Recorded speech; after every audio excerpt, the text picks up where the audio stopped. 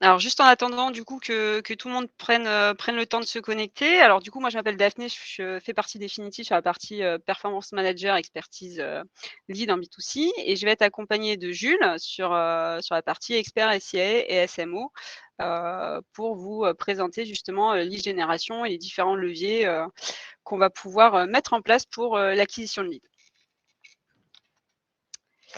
Alors, est-ce qu'il y a un peu plus de participants? On est à 7. Allez, ça grimpe petit à petit. Juste en attendant, du coup, à la fin de ce webinaire, vous allez pouvoir revoir la partie, replay qui sera disponible à la fin et tout au long, de la présentation, vous pouvez, poser vos questions, si vous avez des interrogations sur les sujets qu'on aborde avec Jules.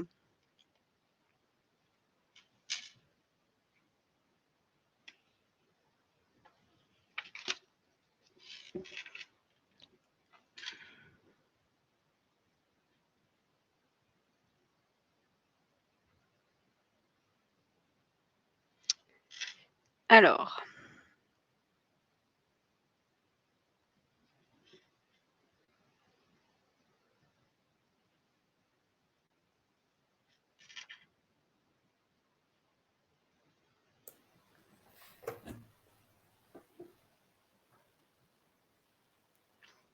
alors je voudrais juste savoir si tout le monde nous entend bien, si vous pouvez, répondre sur le chat au moins?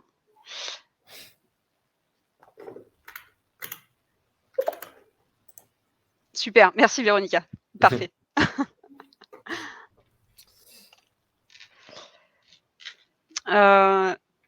Merci.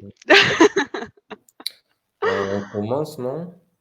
Ouais, on va commencer, de toute façon la première, le début ça va être très, une présentation surtout, sur la partie, qu'est-ce qu'un lead? Puis on rentrera dans le détail petit à petit en espérant que les autres participants, se greffent petit à petit. Alors le lead aujourd'hui, qu'est-ce que c'est? Un lead, alors c'est un contact identifié qui a manifesté de l'intérêt à l'égard de votre marque ou de votre expertise ou de vos produits. La stratégie de génération de lead va consister à exploiter tous les leviers pour attirer l'attention, donc du coup de pouvoir exploiter en fait différentes sources de leviers pour après pouvoir optimiser en fonction de la conversion de chacun et l'adaptation à chaque audience. Le processus va être simple. On va inciter l'internaute, à vous transmettre les coordonnées dont vous avez besoin. Heu, pour cela, en fait, l'internaute, il va pas vous donner les coordonnées dans un premier temps sans avoir en quelque sorte une contrepartie ou un bénéfice, on va dire, à remplir ce formulaire. Donc on va pouvoir distinguer en fait différentes phases. On va pouvoir, mettre en place en fait des avantages financiers, comme par exemple le fait de s'inscrire à une newsletter. On va pouvoir, leur faire bénéficier de 10 de remise par exemple ou, de leur donner un code de réduction à partir d'un certain, montant de panier. On va aussi pouvoir leur proposer de gagner des cadeaux lorsqu'on va être dans une, campagne de jeux concours par exemple, où on va être surtout sur de l'embasement. On va leur proposer voilà de pouvoir jouer à ce jeu et donc de gagner un ou plusieurs, cadeaux.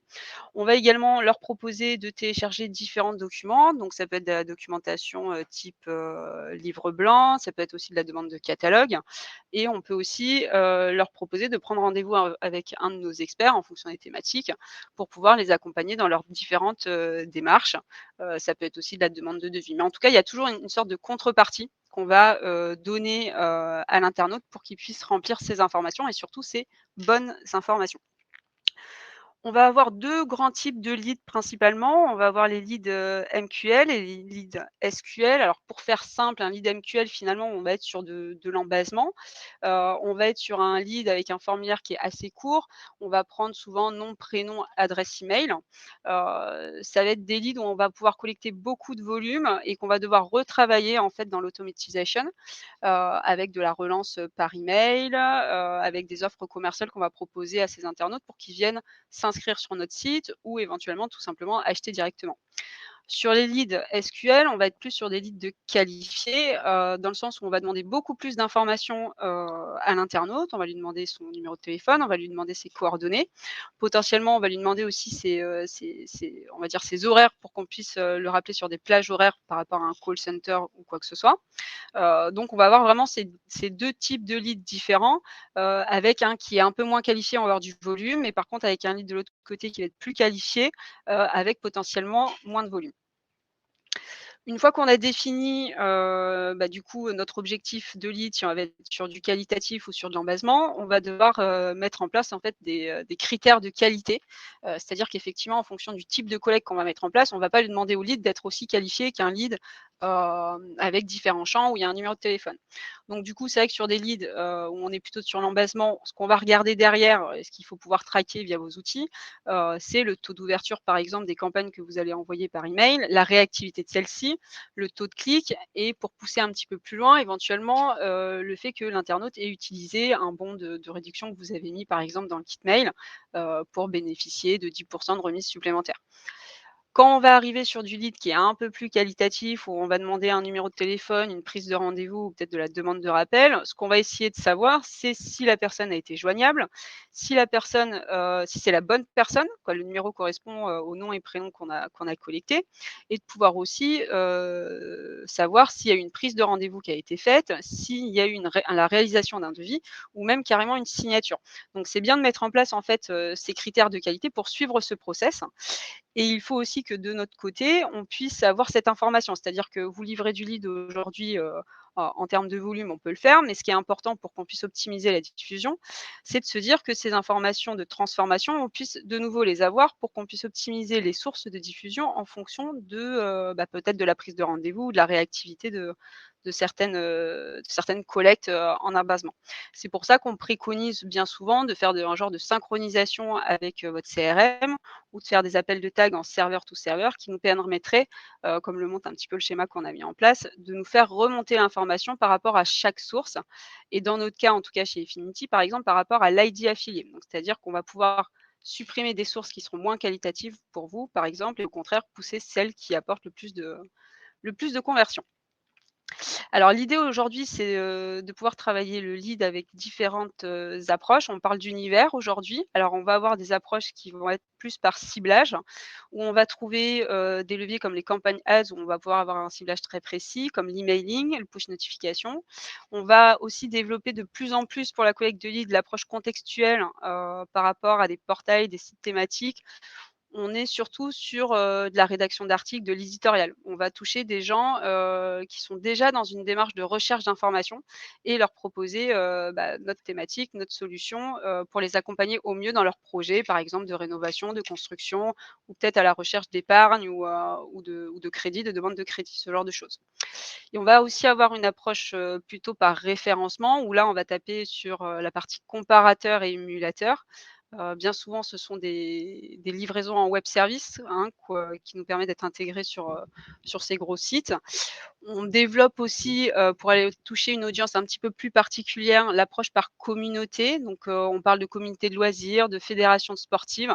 L'idée, par exemple, c'est de se dire, je suis assureur et je vais aller toucher, une communauté de motards pour leur proposer une assurance moto qui est vraiment, spécifique à leurs besoins et peut-être leur proposer, une réduction, plus intéressante ou en tout cas des conditions plus avantageuses. Donc de faire un genre de partenariat avec ces communautés.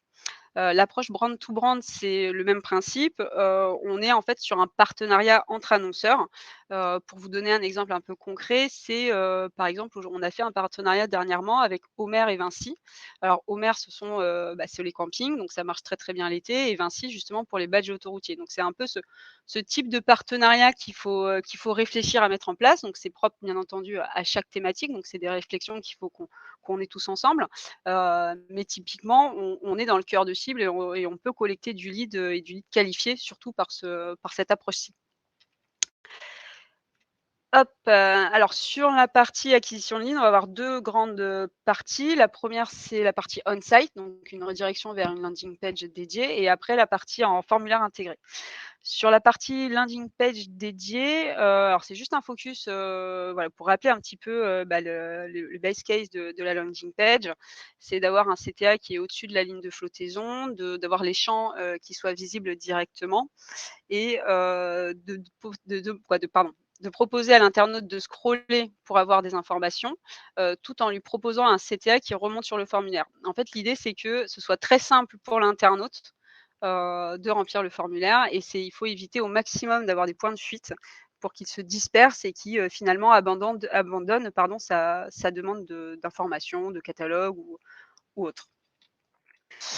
Un des plus gros leviers aujourd'hui, sur l'acquisition de leads, c'est l'emailing. Je pense que vous le connaissez tous, hein, pour les nombreux avantages que ça a. C'est-à-dire qu'il y a beaucoup de bases qui sont disponibles. On peut faire des ciblages précis par rapport à l'âge, au sexe, au comportement.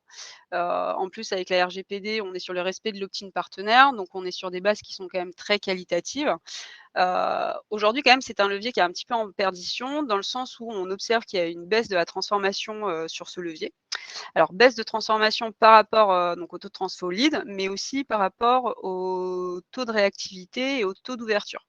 Comme le levier a été surexploité par de nombreux annonceurs et de nombreuses plateformes, il y a vraiment un blocage au niveau des FAI, qui est en train de se mettre en place. Les bases sont du coup de moins en moins rentables et relayer à la performance et au CPL pur devient compliqué pour elles, en termes de rentabilité. Et par ailleurs, il y a un impact quand même non négligeable à prendre en compte, c'est les mises à jour d'Apple concernant, leur privacy protection et Hide My Email, excusez-moi de la prononciation, qui en fait, vont mettre en place des fonctionnalités auprès de leurs internautes, comme quoi ils pourront utiliser des adresses poubelles. Donc par exemple, on va pouvoir collecter un email, aujourd'hui qui ne sera plus bon demain. Donc, dans le sens où la personne va vouloir récupérer des informations, mais elle va donner une adresse poubelle d'Apple, qui ne sera pas sa vraie adresse. Donc du coup, ça risque de poser des problèmes en termes de KPI et de statistiques en fonction de nos campagnes emailing. On aura des stats qui seront beaucoup moins fiables qu'avant. Et en plus de ça, Apple va faire sauter le pixel d'impression, donc tous les taux d'ouverture seront pas du tout fiables. On risque d'avoir des problèmes au niveau des bases dans le sens où, les emailers n'auront pas la visibilité concrète de savoir si cette personne a ouvert ou pas, donc ils risquent de refaire des relances inutiles et donc il risque d'avoir des plaintes et des blocages aussi, à ce niveau-là. Alors ça concerne que Apple, mais et puis c'est pour, l'année à venir, c'est pas encore totalement mis en place. Mais Google réfléchit aussi en parallèle à développer ce genre de dispositif. Donc c'est vrai qu'aujourd'hui, il faut plus trop compter, en tout cas sur du long terme, sur, l'acquisition de leads via l'emailing, mais plutôt se diriger vers d'autres types de collecte. Alors, c'est pas pour demain, mais voilà, c'est des choses qu'il faut avoir en tête. C'est pour ça qu'aujourd'hui, on est de plus en plus sur des approches contextuelles. Alors ça va plutôt concerner effectivement des leads, plutôt qualifiés comme on le disait tout à l'heure, où on va faire de l'éditorial avec des partenariats spécifiques. Là, on a décidé de mettre en avant Capital et par exemple Moneyvox principalement sur de l'épargne. On est sur du lead très qualitatif, on est sur du CSP+. Donc l'idée, c'est de faire de la rédaction d'articles avec eux et en plus, on peut faire des offres packagées pour, augmenter la visibilité. Du coup, on est sur des leads quand même où, l'internaute est dans une vraie recherche, il prend le temps de lire son article et on va l'orienter vers tel ou tel, lead en fonction de nos besoins. Alors je vais laisser la parole à Jules sur la partie, campagne ads. Ouais, alors du coup, sur le ads, pour générer du lead, on va essentiellement passer par des campagnes à la conversion maintenant. Donc déjà, qu'est-ce qu'on appelle une campagne à la conversion? Ce sont des campagnes, on va prendre un événement spécifique sur le site, grâce au pixel, au pixel ou au tag. Sur Facebook, ça va être le pixel Facebook, sur Google, ça va être le tag Google, mais c'est pareil pour tout le reste, Pinterest, LinkedIn, etc. On va choisir un événement et on va dire à la plateforme qu'on va optimiser nos campagnes pour ça, à la différence des campagnes de trafic où on va optimiser au CPC. Ce qui signifie que la plateforme va avoir comme objectif pour le lead, ça va être d'avoir des CPL les plus bas possibles et tous les autres KPI vont passer au second plan, que ce soit le CPM, le CPC, etc. Et donc aujourd'hui, quasiment toutes les plateformes au CPC le font. Donc là, il y a quelques exemples sur la slide, mais quasiment toutes font des campagnes comme ça. Est-ce que tu peux passer à la slide suivante, s'il te plaît? Merci. Donc, comme pour toutes les campagnes au CPC, il est possible de cibler des audiences précises. Donc, on retrouve les catégories traditionnelles qui reposent sur la data de chaque plateforme, donc les ciblages géographiques, démographiques, les centres d'intérêt et les requêtes des internautes. Et grâce au pixel, on va pouvoir aussi aller cibler en remarketing avec les visiteurs du site ou de certaines pages précises. On va pouvoir aller travailler des lookalikes. Donc, les lookalikes, c'est des audiences similaires à vos visiteurs du site ou à vos bases de données. Et du coup, aussi intégrer directement des bases de données. Ce qui est intéressant sur le lead, c'est que surtout, on peut utiliser toutes ces audiences en exclusion. Donc, par exemple, si vous voulez vous concentrer sur de l'acquisition, vous pouvez intégrer votre base de données sur un des leviers, l'exclure de vos campagnes, et comme ça, vous êtes sûr de générer que des nouveaux leads et vos prospects ne verront pas vos pubs.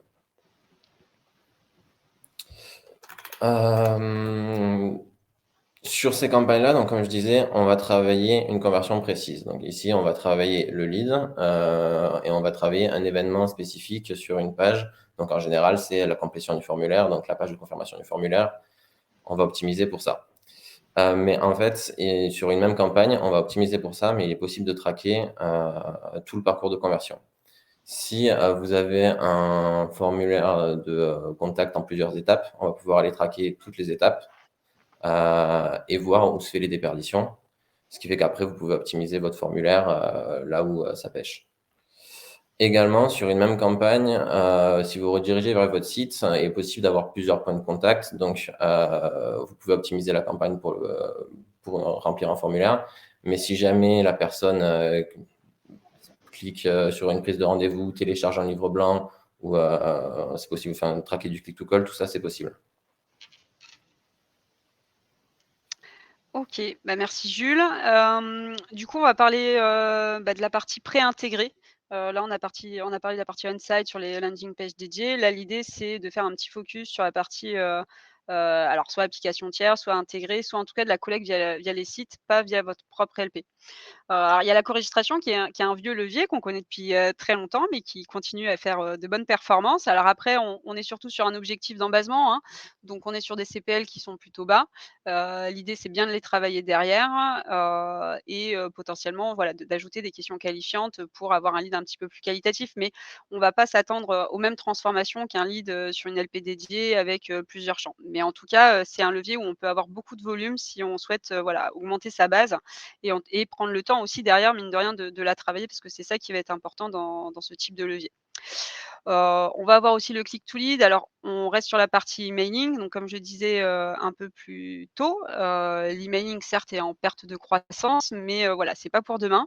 Donc le click to lead reste quand même un levier, sur des leads d'embasement, sur des leads, voilà, où on demande juste l'adresse email de l'internaute, qui peut être très intéressant pour aller, augmenter sa base et surtout, proposer des offres pour après, les faire venir en tant qu'acheteur surtout sur des sites, e-marchand. C'est surtout sur ces, thématiques-là que ça peut fonctionner. Une autre approche par référencement, du coup, pour aller toucher une audience qui pareil, qui est assez, avancée dans son chemin de transformation, c'est va être la partie émulateur et comparateur. Alors c'est une partie qui est quand même très connue sur la partie crédit, banque, assurance et l'automobile. On peut être présent chez eux de 2 manières différentes. On peut être présent en fait en click out, donc ça redirige effectivement sur la landing page, mais là forcément on a un genre de déperdition, on va faire beaucoup moins de volume. Par contre, quand on est pré-intégré chez ces émulateurs, ça permet quand même d'avoir des volumes assez importants. Pour vous donner une idée, sur la partie, crédit, on peut avoir des livraisons entre 10 et 15 000 leads, par mois. Alors ce ne sont pas des leads qui sont dédiés, ce sont des leads qui sont mutualisés. Après, ce qui va faire la différence, bien entendu, c'est l'offre à ce moment-là, qu'on va mettre en avant et l'action commerciale qui sera mis en place derrière. Mais en tout cas, c'est un levier, qu'il faut, voilà, qu'il faut travailler. Bien entendu, toutes les thématiques, on ne peut pas le travailler, sur ces comparateurs. Mais voilà, c'est un levier à avoir en tête sur une approche par référencement pour aller toucher, un certain type d'audience. Alors, Jules? du coup, ouais, les formulaires intégrés sur le Ads. Donc, sur certains leviers, donc là, les exemples Facebook, Instagram, Google, sur TikTok aussi et LinkedIn, il est possible de créer des publicités avec des formulaires intégrés. Le principe, c'est que l'internaute voit la pub, c'est une pub classique. Quand il clique, au lieu d'être dirigé sur une LP ou sur votre site, il y a un formulaire natif à la plateforme qui va apparaître. Il y a plusieurs avantages à ces formulaires. Bah, déjà, ils sont directement intégrés au réseau, donc c'est particulièrement adapté au mobile. Il n'y a pas de temps de chargement, puisqu'il n'y a pas de redirection. Mmh. Tous les champs sont personnalisables et ils sont pré-remplis avec les informations du profil, ce qui facilite le lead. Et surtout, ils sont interfaçables avec votre CRM, donc soit directement, soit via des solutions comme Zapier, par exemple. Euh, et comme je disais tout à l'heure, l'apparence des pubs, c'est des pubs classiques, donc en fait, c'est disponible dans tous les formats. Sur Google, depuis peu, il existe des extensions de formulaires. Alors, en fait, c'est comme toutes les extensions, c'est intégré directement à l'annonce. Donc là, je parle vraiment que des campagnes search. Le principe après reste le même. Là, vous avez sur l'exemple à droite la demande de contact. Hein, c'est peut-être un peu petit, je sais pas si vous voyez. Mais quand l'internaute clique, au lieu d'être dirigé sur le site comme s'il cliquait sur l'annonce, il va avoir un formulaire directement, donc avec les mêmes avantages qu'avant. Et là, la différence des campagnes de tout à l'heure, c'est que la campagne n'est pas dédiée au lead, c'est juste que ça permet d'en récolter sur toutes vos campagnes de search. Et du Hop, pardon. Merci. C'est moi qui Et du coup, comme alternative au formulaire, il est possible de transcrire l'expérience sous forme conversationnelle grâce au chatbot. Alors, mmh, le principe, c'est que idem, il va y avoir une pub classique. Là, c'est pas un formulaire qui va apparaître, c'est qu'on va être redirigé vers Messenger ou vers WhatsApp. Et ensuite, il y a un bot qui vient poser des questions de qualification, donc nom, prénom, adresse mail, etc. Et l'utilisateur peut y répondre, alors soit grâce à des champs libres, soit grâce à des listes prédéfinies. Le parcours de l'utilisateur, là, il peut être personnalisé en fonction des réponses suivant un arbre décisionnel. Donc, ça permet de personnaliser un peu plus les formulaires et de le rendre un peu plus interactif, de bien qualifier le lead pour ensuite permettre à un conseiller commercial de reprendre la main dans la continuité du lead. mmh. Aujourd'hui, ces bots, c'est essentiellement Facebook qui les développe avec Messenger et WhatsApp, mais c'est amené normalement à évoluer. Mmh. En fait, ce qu'il faut se dire aujourd'hui, c'est que le formulaire classique avec une redirection sur une LP, où l'internaute va de lui-même remplir les champs, pour nous envoyer sa demande, ça deviendra de plus en plus obsolète. Alors c'est pas le cas aujourd'hui, hein, bien entendu, mais on tend vers des réponses, en fait, plus immédiates. Les internautes ont besoin de réponses rapides et du coup, justement, le formulaire conversationnel, est vraiment le module qui se développe de plus en plus. En fait, l'internaute a besoin désormais de choisir de la manière dont il veut être contacté. Peut-être qu'il va, nous contacter par chatbot, peut-être que ça sera Messenger, peut-être qu'il aura juste besoin d'une demande de documentation. En fait, il faut lui laisser le choix et c'est un peu l'idée, c'est que, bah, ce qu'on a fait pendant très longtemps, la collecte de leads via formulaire, ça fonctionne, mais ça s'essouffle et l'internaute change, la société change et du coup, il faut proposer des nouvelles solutions, pour avoir plus d'interactivité, finalement avec nos prospects et répondre, à leurs demandes assez rapidement, quoi. C'est initier le contact avec les gens, en fait. C'est comment initier le contact avec les gens, pour aller collecter du lead plus qualifié, et surtout moins intrusif. Parce qu'il y a beaucoup de leads aujourd'hui, comme les campagnes emailing finalement, où on envoie beaucoup de volume et ça peut devenir très intrusif. Donc c'est plus laisser venir le prospect à nous, pour collecter ces informations qu'il nous les donne d'eux-mêmes. Alors du coup, bah, ce webinaire est terminé. Voilà, on vous remercie, de votre temps. Je ne sais pas si vous avez des questions. Il y a une partie questions, qu'on peut prendre le temps, si vous avez des cas spécifiques ou des interrogations sur ce qu'on a proposé. Apparemment non. On va laisser quelques minutes éventuellement.